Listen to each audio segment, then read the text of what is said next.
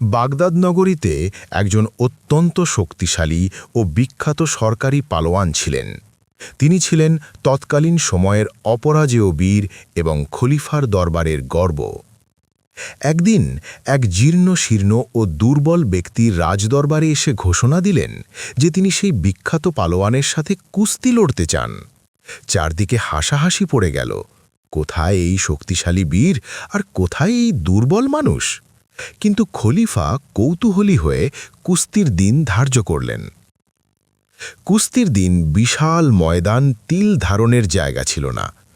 লড়াই শুরু হওয়ার ঠিক আগ মুহূর্তে সেই দুর্বল ব্যক্তিটি পালোয়ানের কানে কানে বললেন, আমি আসলে কোনো পালোয়ান নই। আমি আল্লাহর রাসূল সাল্লাল্লাহু আলাইহি ওয়াসাল্লামের বংশের একজন দরিদ্র সন্তান। আমার পরিবার ও ছোট ছোট সন্তানরা বেশ কয়েকদিন ধরে না খেয়ে আছে। অভাবের তাড়নায় কারো কাছে হাত পাততে না দেখে এই কুস্তির বাহানা করেছি। আপনি যদি আজ দয়া করে আমার নানার রাসূল সাল্লাল্লাহু আলাইহি ওয়াসাল্লামের দিকে তাকিয়ে আমার কাছে হেরে যান, তবে বিজয়ী হিসেবে পাওয়া অর্থ দিয়ে আমি আমার অভুক্ত সন্তানদের মুখে খাবার তুলে দিতে পারব। পালোয়ান থমকে গেলেন।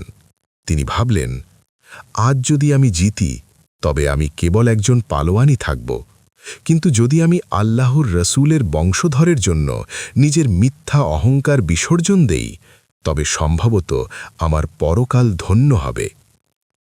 তিনি লোক দেখানোর লড়াই শুরু করলেন এবং হঠাৎ সবাইকে অবাক করে দিয়ে নিজেই মাটিতে পড়ে গিয়ে পরাজয় বরণ করলেন। চারদিকে গুঞ্জন শুরু হল।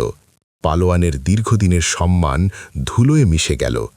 কিন্তু বিজয়ী সেই অভাবী মানুষটি খলিফার কাছ থেকে প্রচুর পুরস্কার ও ধনরত্ন নিয়ে হাসি মুখে নিজ পরিবারের কাছে ফিরে গেলেন। সেই রাতেই পালোয়ান স্বপ্নে স্বয়ং বিশ্বনবী সাল্লাল্লাহু আলাইহি ওয়াসাল্লামের জিয়ারত লাভ করলেন। নবী তাকে উদ্দেশ্য করে বললেন, হে যুবক, তুমি আমার সন্তানদের সম্মান রক্ষার্থে নিজের সম্মান বিসর্জন দিয়েছ। এর বিনিময়ে আল্লাহ তোমাকে দুনিয়া ও আখেরাতের শ্রেষ্ঠ মর্যাদা দান করেছেন। আজ থেকে তুমি কেবল পালোয়ান নও, বরং তুমি আল্লাহর বন্ধুদের অন্তর্ভুক্ত হলে।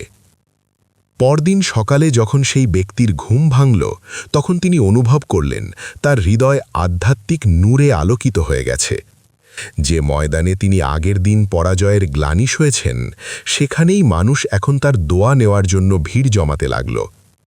অনেকের মতে এই পালোয়ান ছিলেন বিখ্যাত বুজুর্গ হযরত জুনায়েদ বাগদাদী রহ।